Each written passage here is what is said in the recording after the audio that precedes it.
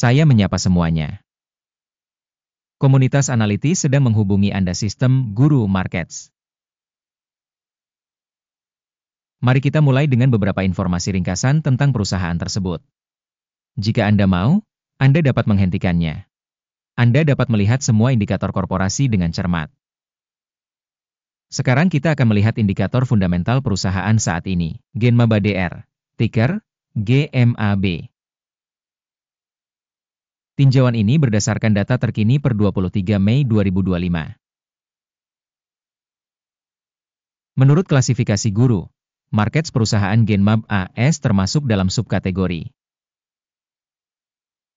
Oncologi Targeted Therapy.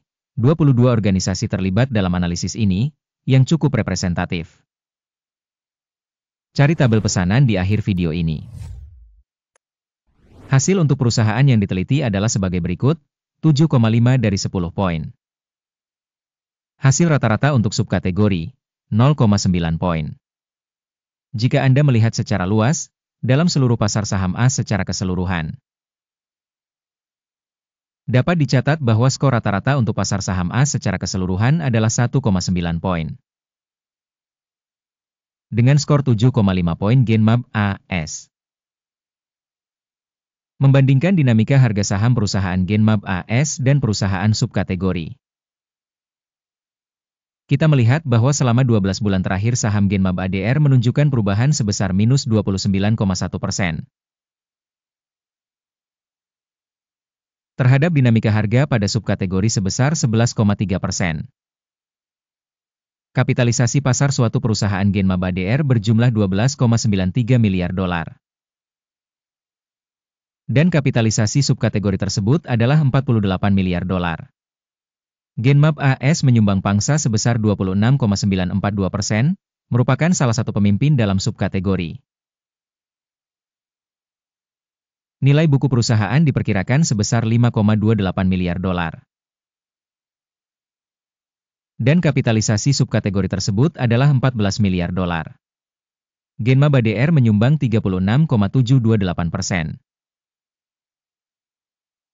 Setelah membandingkan saham di bursa saham dan kapitalisasi neraca, kita melihat hal berikut. Bagian yang ditempati Genmab ADR pada subkategori saat menilai nilai pasar adalah 26,942%. Nilai buku adalah 36,728%. Jumlah ini 36% lebih banyak dari pangsa kapitalisasi pasar.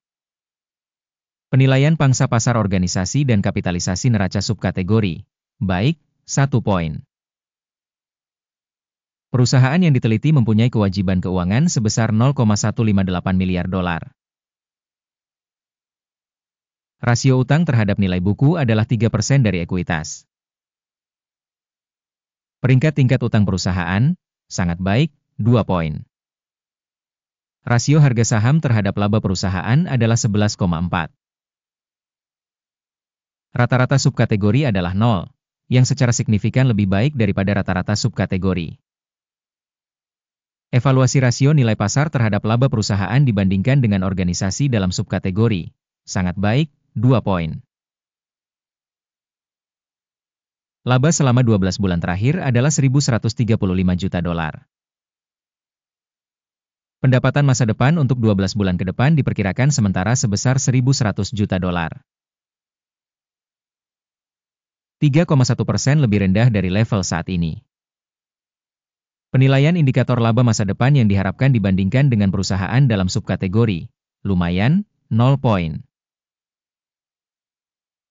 Rasio harga terhadap pendapatan perusahaan adalah 4. Rata-rata untuk subkategori tersebut adalah 7, yang 43% lebih rendah daripada subkategori lainnya. Evaluasi rasio nilai pasar saham terhadap pendapatan perusahaan dibandingkan dengan indikator dalam subkategori, baik, 0,5 poin. Pendapatan selama 12 bulan terakhir adalah 3.230 juta dolar. Pendapatan berjangka untuk 12 bulan ke depan diperkirakan sebesar 3.130 juta dolar. Yang 3% lebih rendah dari level saat ini. Penilaian indikator proyeksi volume penjualan masa depan dibandingkan dengan indikator perusahaan dalam subkategori. Lumayan, 0 poin.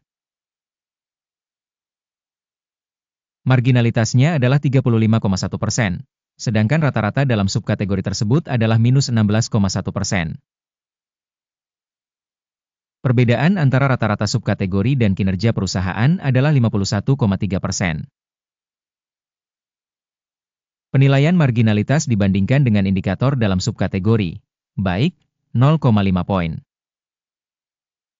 Pangsa perusahaan dalam hal jumlah personel berdasarkan subkategori adalah 37,813%.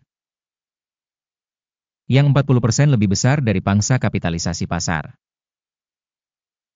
Jumlah modal per karyawan perusahaan adalah $4.820.000. Sementara pada subkategori ada $6.765.000. Perbedaan antara rata-rata subkategori dan kinerja perusahaan adalah 28,8%. Penilaian volume modal pasar per karyawan dibandingkan dengan indikator dalam subkategori, baik, 0,5 poin. Laba per karyawan adalah $423.000. Rata-rata untuk subkategori, minus $156,100. Dan perbedaan antara rata-rata untuk subkategori dan angka perusahaan adalah $579.000. Evaluasi laba per karyawan dibandingkan dengan indikator perusahaan dalam subkategori, baik, 0,5 poin. Bagian pendapatan per karyawan perusahaan adalah $1.205.000. Subkategori, $968.000. Perbedaan antara rata-rata subkategori dan kinerja perusahaan adalah 24%. Evaluasi pendapatan per karyawan individu perusahaan dibandingkan dengan indikator perusahaan dalam subkategori, baik, 0,5 poin. Jumlah saham pendek adalah 0,4%, dibandingkan dengan rata-rata untuk subkategori sebesar 7,9%. Ini merupakan indikator kemungkinan risiko short squeeze. Indikator teknis RSI 14 menunjukkan tingkat 59% untuk perusahaan Genmab AS. Untuk subkategori, tingkat RSI 14 adalah 57%. Saham perusahaan tersebut sebenarnya bernilai sekitar $21,02. Perkiraan harga konsensus untuk saham perusahaan adalah sekitar $30,69. Perbedaan antara harga saat ini dan perkiraan konsensus adalah sekitar 46%. Mari kita lihat tabel pesanan, ini tersedia untuk semua orang. Tautannya ada di komentar yang disematkan. Tabel pesanan berisi semua keputusan yang diterima secara publik dari sistem informasi musim ini, Guru Markets. Akses ke tabel pesanan sepenuhnya gratis dan terbuka, tautan di komentar yang disematkan. Berdasarkan hasil valuasi saham Genmab AS. Sistem informasi dan referensi penilaian Guru Markets keputusan berikut telah dibuat. Buka perdagangan beli di $21,03. Pesanan terbuka karena perusahaan memiliki valuasi yang cukup tinggi. Penilaian organisasi dilakukan berdasarkan metode penilaian, indeks AKIM. Take profit ditetapkan pada 23,1. Stop loss ditetapkan pada 18,96. Jika order tidak ditutup oleh take profit atau stop loss, maka order akan otomatis ditutup pada akhir sesi trading tanggal 22 Juni 2025.